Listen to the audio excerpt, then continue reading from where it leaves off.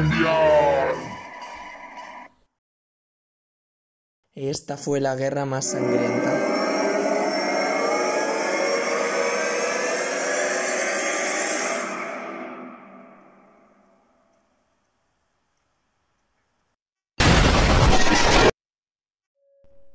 ¿Pero cómo empezó toda esta mierda?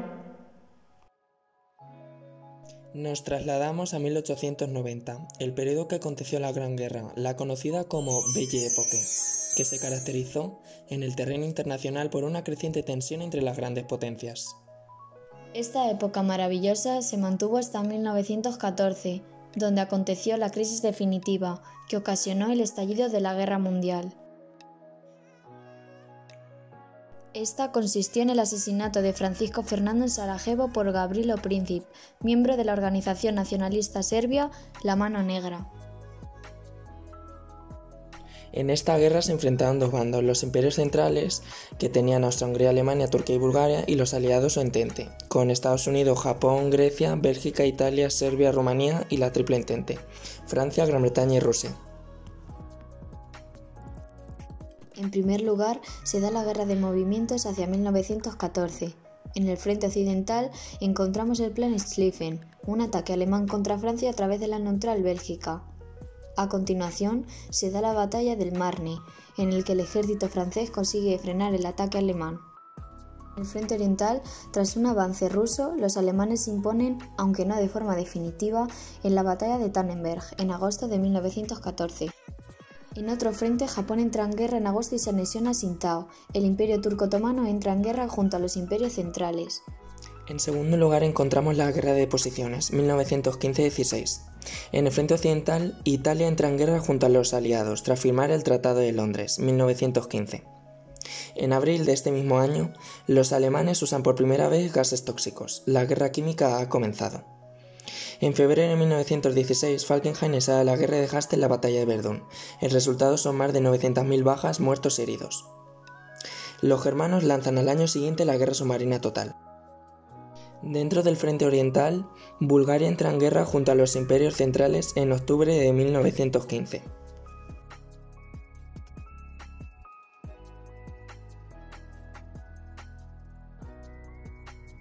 Y por último, Rumanía se une en 1916 a la Entente.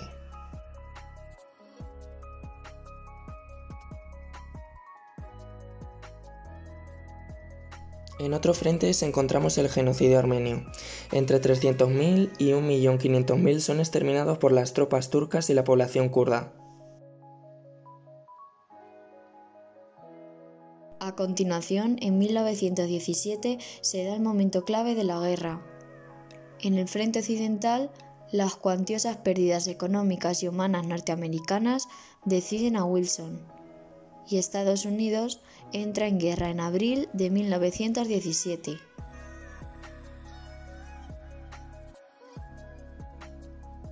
En el frente oriental se da la Revolución Rusa entre febrero y octubre de 1917 y los bolcheviques de Lenin entran en el poder. Rusia firma el armisticio en diciembre y Grecia entra en guerra junto a la Entente.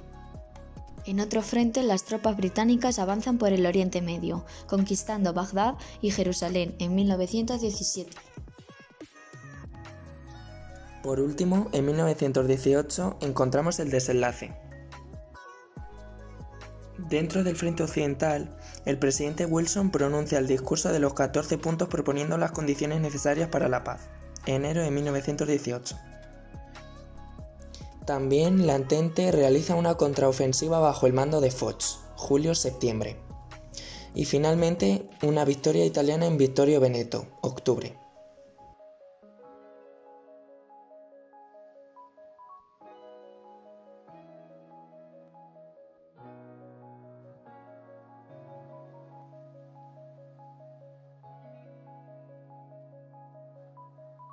En el frente oriental, el estallido de la guerra civil en Rusia fuerza a la delegación rusa a firmar el Tratado de Brest-Litovsk, 3 de marzo de 1918. También, tras el ataque francés desde Grecia, Bulgaria firma el armisticio en septiembre.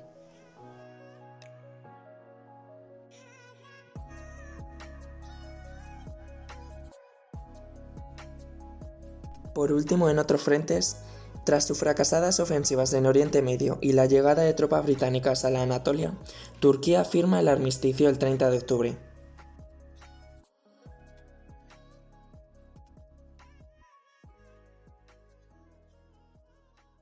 Hasta aquí el vídeo de hoy. Esperamos que te haya gustado y si ha sido así, dale un like y suscríbete.